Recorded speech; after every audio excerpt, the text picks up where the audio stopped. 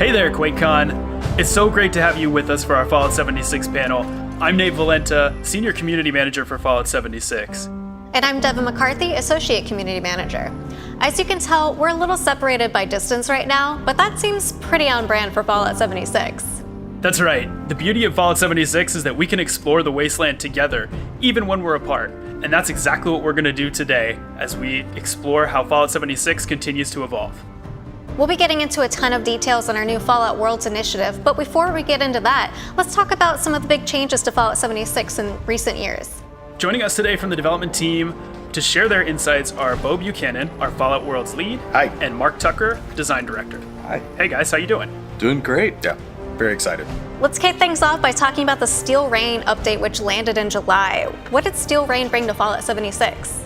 Yeah, I'm super excited about this. Steel Rain is a continuation of our Brotherhood of Steel Returns story arc that we started last year with Steel Dawn. So we're continuing that quest line. There's a lot of characters that were introduced in Steel Dawn that you'll continue to get to know and learn about. There's new characters you're going to meet and have interesting choices and dialogue with them. In addition to that, we've also got an expansion to our legendary item system, which is our legendary crafting feature. Not only do you get to craft new legendary items, we've added new legendary mods, as well as expanded it to legendary power armor. So a lot of fun stuff there, both on the story side and on the gameplay system side. Of course, lots of great stuff in that Steel Rain update. Even earlier than that, we also released our Locked in Loadout update, which included some major additions to some of our big features in the game, like camps, special, even daily ops. Mark, what can you tell us about what Locked and Loaded brought to those features? We had a huge expansion for our camp system, namely camp slots. That gives the players the ability to have more than one camp. A lot of our players love to build. I love to build. And so now you can keep building more camps and you can keep expanding with new slots. On top of that, special loadouts. Gives everybody an opportunity to create new custom loadouts, not only for how they allocate their special, but also the perks that they allocate for their builds. So it really is like a completely different opportunity for players to have vastly different character builds on their same character without having to roll a new one. So yeah, it's super exciting. With daily ops, we added a whole new game mode. We added new locations. We added new enemy types. It was a pretty big expansion for our daily ops system, and the game mode we added really plays quite a bit different from the first one. We focus a bit more on stealth gameplay and kind of divide and conquer versus trying to stick together and capture a specific location. So really different. We've gotten great feedback from our fans, and we're excited to continue building on it. So Fallout 76 is a living game, and on top of all the content updates that we're doing, the team is constantly pushing out quality of life improvements as well. What are some of the biggest changes that you've made over the past year? We've made quite a few, and we're really dedicated to continuing in that path. We added a new tab in the inventory so you can easily find the new items you've got. In addition to that, we expanded additional tabs in the inventory to call out a difference between food and aid items. We also broke out armor and apparel. So, that makes it a lot easier to find the things that are in your inventory and kind of differentiate them from all the other item types. In addition to that, to improve inventory management, we added weight values to better provide feedback when you have, lots of items in a single stack. How much does that weigh? On the paper map, we added a pop-up widget that shows a lot more information for player vendors. So now you can see when player vendors are selling different legendary item types, plans for different legendary items, and things like that. So it's a lot more comprehensive information there, so you can go to somebody else's camp and find what you're looking for. Sounds like a lot of really great updates to the game. How have players been reacting to the improvements, and how does the team decide which improvements to focus on? The quality of life stuff usually generates a lot of positive feedback from our players, and really that's why we do it. We do this for our players, and what drives the future lists that we focus on are feedback from our players. So we listen to what they're saying, where they might be hitting friction points in the game, or just where they see some problems, and we're keeping track of that. We have a very long list of future quality of life changes that we plan to make. Speaking of those players and everyone at home, I'm sure you're all eager to get into the heart of this panel, and it's time to talk about what's next for Fallout 76 with Fallout Worlds. Bo, what is Fallout Worlds? Well, people have been seeing it as a kind of feature that we're adding to the game that adds world settings and those kind of things. But really, Fallout Worlds is kind of like a belief and a initiative to try to add the legacy of user customization to 76, right? Bethesda has a long storied history of allowing users to customize games, make them their own, tell their own story. And that's something we want to do in 76 as well. But it's an online game, so it takes a little bit more to do that than some of the single-player games. So I kind of think of this as kind of the first step to allowing more user customization. And so we're doing that by introducing 2 new modes, Custom Worlds and Public Worlds. What can you tell us about the difference between those and how will players interact with them? Yeah, sure. So public worlds are kind of our thing for everyone. We really want everyone to be able to experience the ability to have some version of the story being their own. So with public worlds, we take the general framework that we've provided, right? The ability to split out the progression, to kind of protect your main character in the live, vibrant game, and let us do crazy stuff. So with a public world, we can take some of the customization that we've enabled and we can basically curate it into a type of world that everybody can experience, regardless of Fallout first. It's like adventure with different progression. And we'll rotate these. Right now we're going to do it every month, and we'll see kind of what the community and everyone really feels about that. We might do it faster, we might do it slower, but at the moment we're committed to try to keep one of those up at all times. Custom worlds, on the other hand, are for our Fallout First members and their friends. It's where you can take the full customization available, and you can decide how you want the story to be told, right? You can go in and change all the different settings, change combat, change how workshops work, your camp, all those kind of things, and really make an experience that you would like to play and that your friends and family can play with you. Custom Worlds sound awesome, and we're going to get into them in just a second. But if we could step back to Public Worlds for a moment, what are some of the themes that you're really excited about that we're going to be bringing to the game in this update? Yeah, so we have a lot of different public worlds set up, and we kind of plan to keep adding more and playing with them in the future, depending on what the community wants and what they kind of react to. So for the moment, one of my favorites is actually the Happy Builder one. It allows players in the game to kind of place their camps in more locations throughout the game. It also allows them to be able to place items with fewer constraints, right? So if you want to do my personal favorite, which is kind of build a Mario platformer in the game, you can kind of do that now, and you can do it off some of the more interesting areas in the game, right? You can build it on top of a mountain or on top of some of the existing buildings. That's one of my favorites. Do you have 2 favorite custom world settings? Yeah, even though my favorite world is actually the building one, my favorite custom settings more aligned with combat. I actually really like the kind of personal proximity spawner. Something we put into the game to kind of give you more pressure as you're playing. We spawn creatures around you as you're playing the game. That way you can kind of keep the pressure up. It's like your own personal random event kind of popping off as you're playing. The other one I like a lot is we have infinite ammo, which most people find when they're looking at the settings. But if you hit the clicker just one more over, you'll see infinite ammo with no reload. That's actually one of my favorites, especially because some of the guns like the black powder rifle, you can just kind of fire as fast as you want. So with endless VATS and the infinite ammo, no reload, you can just kind of kill everything. It's great. It's a deadly combination. What about you, Mark? Do you have 2 favorite custom world settings?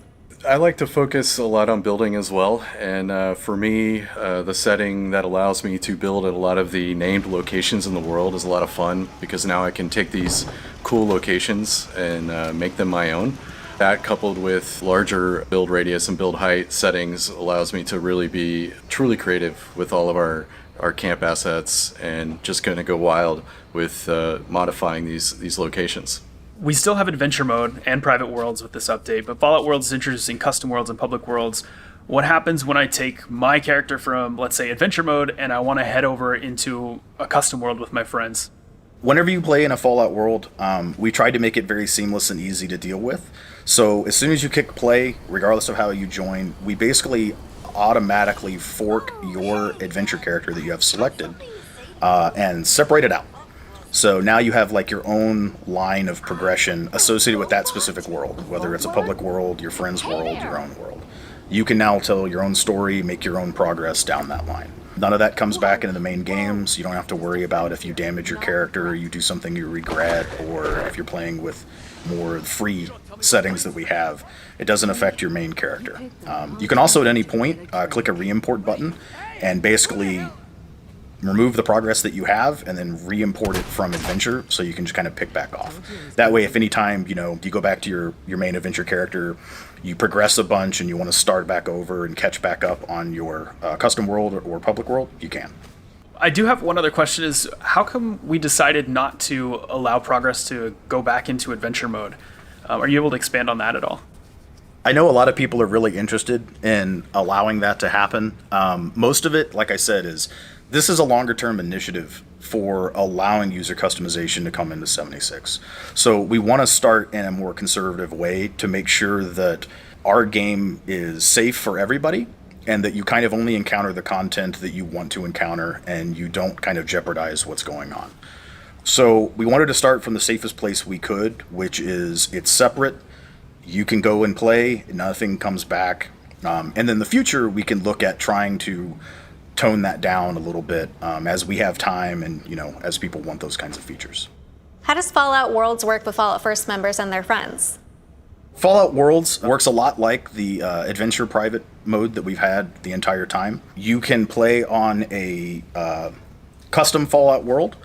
It's the same thing. You can set it to be team only or friends only. And you can have up to 3 slots of those. And at any moment, you can spin them up. You can play on them. Your friends can join you through the social menu. If you have friends that also have Fallout First, once they have a world link, they have a character basically on one of your worlds, they can go through the play menu and they can spin it up whenever they want. They'll basically have their own version of it. They can play on it. Their friends can join them. More of your friends can join them. That way you don't have to be around all the time. But it does take Fallout First to enable that. If you don't have Fallout First, as long as somebody you know has Fallout First and a character on the world, you can play with them through the social menu. Being able to spin up one of your friends' custom worlds without them even being online is one of the coolest parts about this.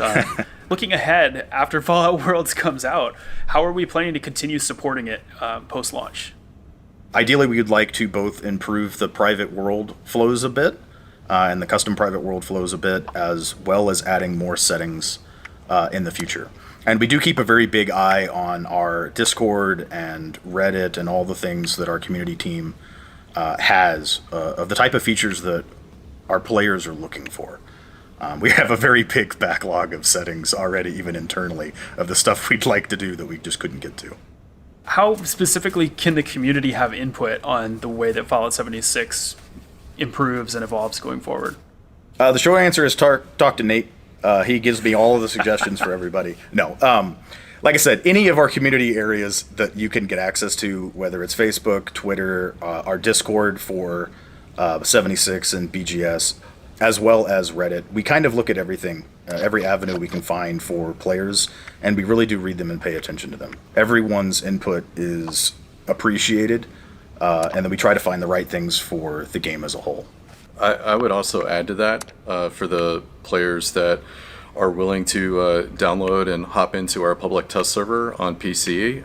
It's great for you guys to hop in and play around with some of the stuff that we have in the works and provide feedback on that, because we have definitely made changes based on player feedback on our PTS Reddit thread and through from our Discord feedback as well, just based off folks hopping in, playing stuff on PTS and giving us that feedback before it goes live.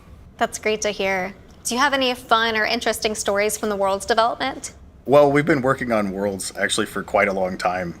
So we have lots of things we have tried that may or may not actually work out. Obviously, as devs, right, we kind of want the same stuff that our players want. So we want things that are cool, we want things that are interesting, and not all of them work out very well. So we tried to scale up the creature size at one point, and I have screenshots and videos of it. It was a lot of fun. It also broke everything having to do with the game, so we weren't able to actually ship that one at all. But it was a lot of fun. Hopefully, in some time we can try to retry that one again. See a giant Deathclaw marching through the screen. How about you, Mark? Do you have any favorite stories from Worlds development? I'm with Bo. The scaling one was quite memorable, both in terms of scaling things up, but also scaling things way down. So that was a lot of fun. But yeah, as Bo pointed out, that one was rife with problems. So that one will stay on the dev side for now. But it's been a long process. There's been a lot of work. I'm really proud of the team and what they've accomplished. And I'm looking forward to getting this out there in players' hands and getting their feedback and seeing where we take it. Well, speaking of feedback, Mark, you mentioned this earlier, but Fallout Worlds is available right now on our public test server. If you own a Bethesda.net copy of the game on PC, you can hop in there, try out public worlds. Fallout First members can join custom worlds. And hey, if you've made friends with someone who's got Fallout First, you can try out their custom worlds as well. So we would love to see you in the PTS with us and sharing your feedback in Discord, on Reddit, everywhere you can. And if you're not in the PTS, don't worry, you'll be able to get your hands on Fallout Worlds very soon with its release on September 8th. And it'll be on all platforms as well. So aside from Fallout Worlds itself, this update's actually going to include some improvements for other features in the game as well, like a new season, a daily ops expansion. Mark, can you tell us anything about that? We have our 6th season coming out. It is the Unstoppables versus the Diabolicals, which is this whole new group of supervillains. It also features all of the Unstoppables, so super exciting. It's got a lot of great rewards. One of my personal favorites is a new power armor suit based off of one of the Diabolicals enemies, Samurai. So you can imagine what this power armor suit might look like. It's super cool. On top of that, Daily Ops, we're expanding that. We're adding a new enemy encounter group type. We've added 3 new locations to the rotation. We've got Wotoga High School, we've got Arctos Pharma Biome Labs, and Uncanny Caverns. On top of that, we're doing a new kind of weekend event with Daily Ops that's going to feature a more challenging version where we're stacking mutations, so it's double mutations. But with that comes double the reward. So we've got some really fun combinations of mutations. One of my favorites is a combination of the swift-footed mutation with the active camo mutation. So you're wandering around and all of a sudden these enemies just appear out of nowhere right next to you because they're moving so quickly and you can't see them. It really does add some fun challenge to the mode. Well, that sounds terrifying. And I know some folks in the PTS are already trying those out and having a blast with it. There's some new and returning events for players to take part in, from Spooky Scorched to Treasure Hunter. We have trick-or-treating coming. Do you guys have a favorite event? Well, I am super excited about the Spooky Scorched trick-or-treating event. Obviously, the Spooky Scorched are going to be wearing a lot of fun costumes. A lot of them you've seen before, but there might be some new ones. On top of that, though, it's not just going around and killing a bunch of Scorched in costumes. It's more about collecting a certain type of candy, and we're going to allow players to go to other player camps and effectively trick-or-treat from a special object in the camp. So I'm excited about this. We're going to really incentivize players to want to dress up in their own costumes as well. So it's a really different kind of event than we've done before because we're trying to incorporate player camps into the event, and hopefully players will decorate their camps and give them a spooky theme along with it. Trick-or-treating sounds so hype. I'm excited for that. Beyond that, are you able to tell us anything else about what's coming to Fallout 76 this year? Speaking of events, we have more events in the works. We're looking at additional seasonal events later in the year. Super excited about that. One might feature something about the Mothman cultists.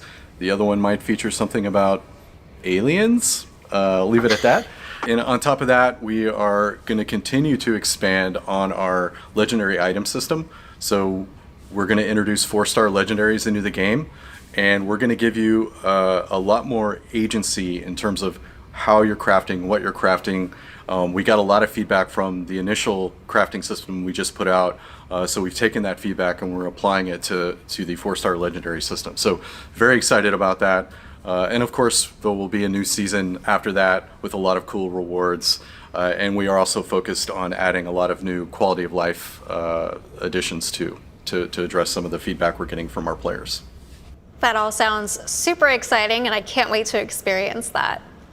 Thank you guys for taking time to talk with us today, giving us a little bit of insight on Fallout Worlds and what's coming next for Fallout 76. Do you have any parting words for the Quakecon audience?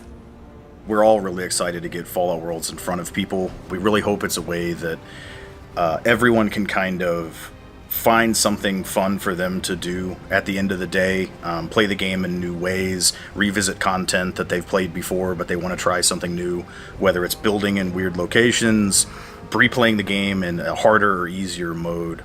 Hopefully everyone can find something that kind of excites them. I appreciate everybody's time today. Really love our community and everybody who plays our game and provides feedback into what we're doing. We can't do this without you, so thank you. And as Bo mentioned, we've got a great release with Worlds, and we've got a lot more content and features and changes coming. So thank you, and I hope you enjoy it, and let us know what you think.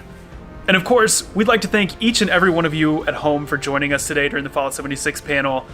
As a final reminder before we go, Fallout Worlds will be available in the live game on September 8th. And if you'd like to test it right now, you can join us in the public test server. Until next time, we'll see you in Appalachia.